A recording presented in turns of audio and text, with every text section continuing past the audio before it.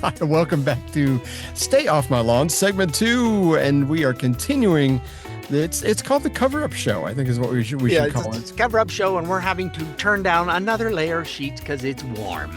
Yes, it's too many covers, and they need to all come, instead of up, they need to go down. So we're going the AC this week. I'm going the wrong way. Just, what do you have for us? Yeah, we just need to kick the covers off, man. My feet are hot. Lordy. The book is a new book is being released today. It's a collaboration between Axios reporter Alex Thompson and CNN's Jake Tapper, of all people. There's quality material right there. Honest to the core. Gotta be good. It's gotta be good. Sorry, I couldn't get that one out very well. It's like a cat getting rid of a bad fur ball. It's good chicken, and I'll help. And it's about the degradation of mental abilities of dear Uncle Joe, and it's called Original. He had mental abilities? It's diminished mental abilities. Anyway. It's called Original Sin, and then in quotations, President Biden's decline, its cover-up, and his disastrous choice to run again. Okay, well, yeah, somebody doesn't understand how to shorten things, but anyway. Lord, can you get a longer title? Sheesh. It's apparently a big book. But remember, a big title and small book. Okay. Yes, exactly. CNN's Jake Tapper was one of the leading journalists who were aggressively defensive of Biden's cognitive abilities, which was a disastrous thing to do. It was really. Anyway, here's a montage of some of that cover up by politicians and the media both. If you're concerned about Joe Biden's age, you probably don't know Joe Biden. It's not just making an issue of Biden's age. It's lying. It's saying he's senile. It's saying he's demented, saying he's out of it. He's actually in good shape. Right. Mentally, he's quite acute. Any aide who engages with him or reporters, we can see this. The gears of his mind are working. The right-wing media has so fixated on Biden and Biden purportedly having cognitive issues. Russian television has been filled with speculation about President Biden's age, about his mental state of mind. That's an issue pushed by right-wing media, but it's not correct. Yeah, Republicans on the other side have spent 4 years almost kind of weaponizing Biden's age against him. Trump is not that much younger than him. Biden's just a couple of years older than Donald Trump. Why so much attention on Biden's age? Trump isn't much younger. This whole vein is really, really unseemly. I mean, ageism. I'm going to say quite bluntly, there is some ageism going on here. Yeah, I think there is some ageism going on. Biden's personal physician wrote that he, quote, remains a healthy, vigorous 80-year-old male. He is a healthy, vigorous 80-year-old male. He had a good physical. His doctor says he's vigorous. The reality is nothing like the dystopian picture that the Republicans are trying to paint of this senile, doddering president, and he's as sharp as a tack. Yeah, you can't believe what you see, apparently. It's not about his age. I mean, we've all seen people that I just saw the other day, a thing that was on America's Got Talent. I think it was British Got Talent. There were Japanese folks got back together. He was 97. I think they were both 97. She's playing the piano part, and he's going away on the violin, and his voice it's like, dang. He had a really good voice, and he was 97, and he stood up there and was playing that violin the whole time they were doing this almost 3-minute deal. So you can't go by somebody's age. Everybody ages differently. My grandfather was great right up until about 91, 92. Things weren't fitting together as well anymore. And we even notice that we forget things now. And it's like my mother started getting a little bit, and she made it to 80. I think she was 81 when she passed. But I mean, towards 79 or whatever, she started kind of getting things jumbled up. She would see a news story and talk to me about it, because we've always been kind of news junkies in my family. But she would try to tell me about it. I said, Mom, that's not how it happened at all. And so we would talk about things, and heck, it's been 20 years now. I can't remember any specifics, but yeah, I mean, everybody kind of, maybe it's diet, and maybe because some people, like you said, 97, They're doing fantastic. Yeah, just Some sharp as a people, tack. I mean, my grandfather was still bucking hay with a couple of snot-nosed kids at 67. So he worked hard all of his life and was really good. He was bowling at 91 with a 150 average. Uh, I mean, he just did well and was still quite ambulatory up until he passed at 96, I believe it was. And I got to see him a few months before he passed, and he was having a good day, as my aunt said, because he lived down near her in Arkansas. And you just never know. Some people don't do well. You had George Burns, what, almost to 100, and was still pretty darn coherent. so was Betty White. She was Yes, almost, Betty White right there. Yep. yeah. So you can't compare age, because once you hit that, like, it seems to be around the 80 mark or the late 70s, somewhere in through there, that's when things start changing. And some people it doesn't, and some people it does. I've So known people where it's gotten dicey in their 60s. I mean, but it's I just, resemble that remark. I mean, that's not necessary. how'd you know I was talking about you? But Well, I you resemble did. that. So, it's okay. Yeah. It's not about, Trump. Trump supposedly has taken the cognitive test, and Joe refused to. I Yeah. think it's because he was afraid of how it was going to come out. But supposedly Trump has taken it many times and has passed with flying colors every time. So I'm uh, not sure that he refused to as much as all of his handlers didn't. well, They somebody refused to let refused him to. take it. Yeah.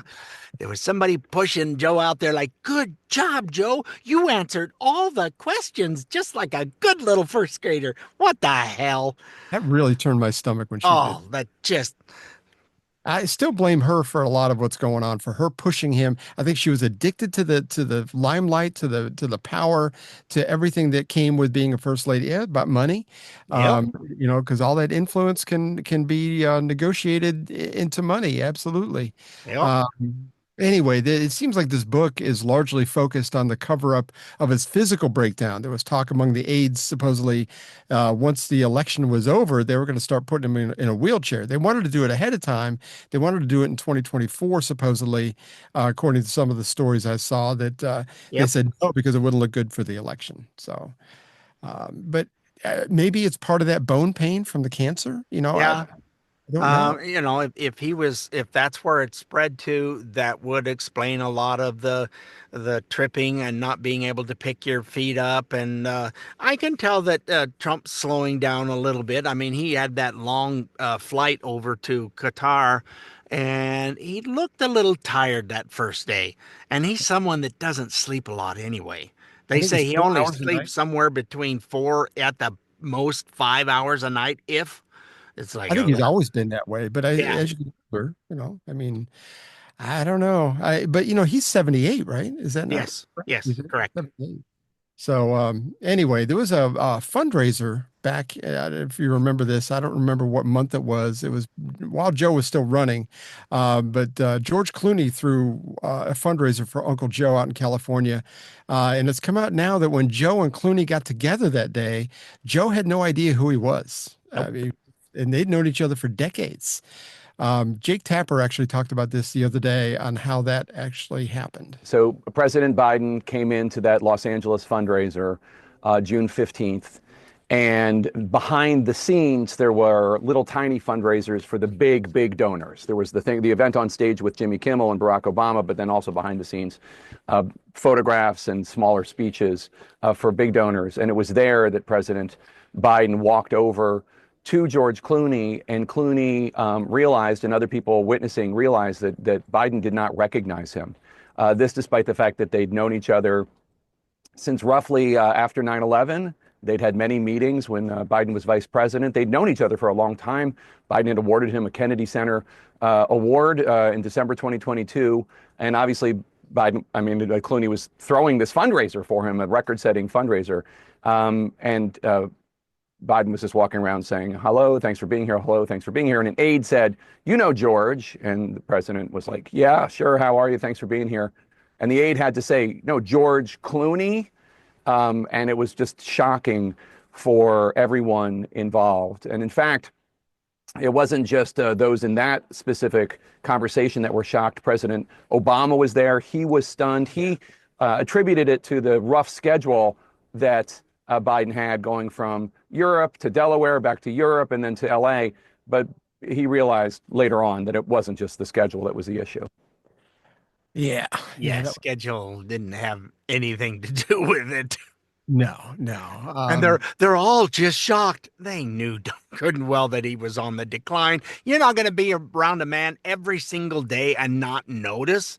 Give me a break. The thing is, I mean, we've known Biden since he was a senator, and how he was at one point, and how he was different. I mean, even after he left the vice presidency, I mean, he declined since then. Yeah.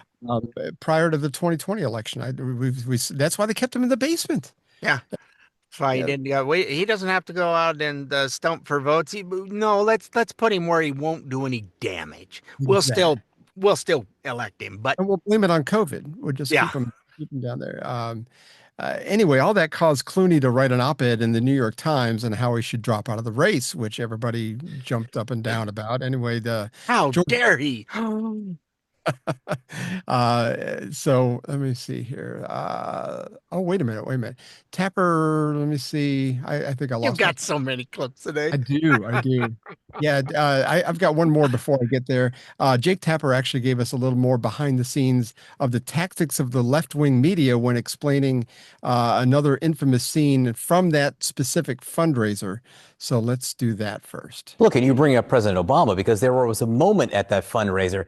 And that fundraiser really was a key moment for a lot of people in this history, which you so brilliantly document. But President Biden walked down to the end of the stage at this fundraiser for a moment and seemed to stare a little blankly into the crowd. And then President Obama tugged on him. You saw that tug and led him off the stage. So you just said you spoke to a lot of people who were there for that. What else did they tell you about it? Well, Obama's side of that story is he wasn't sure what was going on, but he just wanted to get out of there. And he wasn't going to get out of there without Biden. So he grabbed him, and it was more just his impatience than anything else. But other people who were there, and we should note that the Biden White House falsely, when people showed that clip and asked what was going on, said it was a cheap fake. They did this all the time when there was video that seemed to show Biden acting in an odd or unusual, seemingly out of it way. They would call it a cheap fake. It was not fake. It was actual video. And people in the arena who did not see the horrifying scene behind the stage, but in the arena, Congresswoman Annie Kuster, John Favreau, former Obama chief speechwriter, and others, just from that event and Biden walking towards the edge of the stage, thought, oh my God, something is wrong here. He's not going to make it. You know, that whole cheap fake. Remember, that was Karine Jean-Pierre that was my Lord. that up. Yeah, and they're still trying to pull the cheap fake stuff. Oh, well, that was digitized with the MS-13. That's not what it said. And they won't stop. It's like, sorry, but you have no credibility anymore. I heard somebody float this. Well, we don't understand the language. Maybe MS-13. It was just it was a happy accident type thing. Oh my gosh. I mean, I think the other cheap fake that she said was when he was in I think he was in Normandy. Joe was in Normandy, and Georgia Maloney was kind of like had to pull him back over. It's like, don't look at the parachute people and yeah, over here. That's right. Yeah, it was. It was her that went and got him, and and then we have the famous bunny incident. Oh my gosh. Yeah, that whole don't hi, it's me. Let's go over this way. Don't talk to these people because somebody's gonna report on what you just said. Joe looked ticked at that point too. I remember that. Yeah. Anyway, when Clooney wrote that op-ed, it was only a couple of weeks later, I think, about 3 weeks later. So this is what he had to say about that. It was a civic duty, because I found that people on my side of the street, I'm a Democrat, I was a Democrat in Kentucky, so I get it. When I saw people on my side of the street not telling the truth, I thought that was time to. Are people still mad at you for that? Some people, sure. It's okay. I got to give Clooney credit for that. He saw the problem, and really, if you got functioning eyes, I don't know how you didn't see it anyway. I just have Yeah, no idea. because the White House was covering it all up, and Jake Tapper, he didn't see any of this. Why were they covering this up? Yeah, I'm not buying any of that either. No. We're going to have it's going to be summed up by Martha McCallum. She actually had a very brilliant sum up for all this. But we'll do that when we come back. We're up against the break, so hang in there.